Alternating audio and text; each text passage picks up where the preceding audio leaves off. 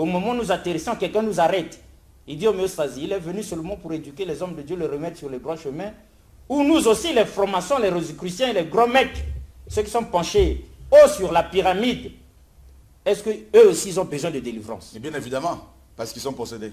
Ah, bien évidemment. L'homme de Dieu, ils sont dangereux. Hein. Parce que, vous savez, Satan, qui est le plus dangereux de tous les êtres créés par Dieu, quand il est devant Yehoshua, mon maître, il a face contre terre. Satan m'est apparu plusieurs fois comme ça, il m'apparaît plusieurs fois. Ah. Je vous le dis. Jésus est terrible. Rien que son nom fait trembler l'univers, alors qu'il est assis sur son trône. Rien que son nom. Rien que son nom, quand son nom est prononcé, Satan, là où il est dans tous ses états. L'homme mortel ne peut pas être dangereux. La parole nous dit dans Ésaïe 51, qui es-tu pour avoir peur de l'homme mortel? Les grands de ce monde sont morts. Ils meurent, ils mourront. Mais il y en a un qui était mort, qui a donné sa vie pour tous ces hommes-là, pour nous tous. Il est né en tant que roi. Il est né roi. À sa naissance, alors qu'il ne parlait pas encore, que le roi Hérode a commencé à trembler, l'homme le plus dangereux de l'époque, à part César.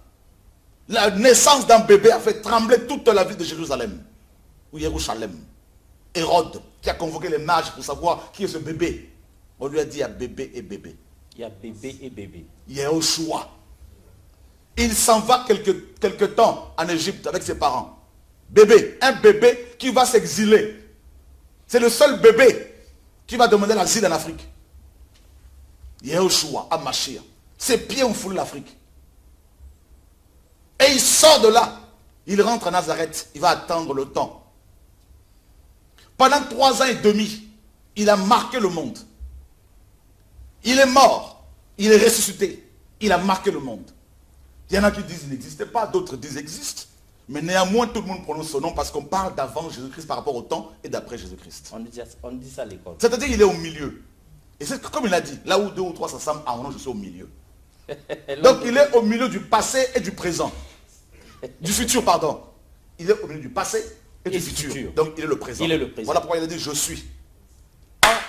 On préfère arrêter cette machine tout à fait homéostasique.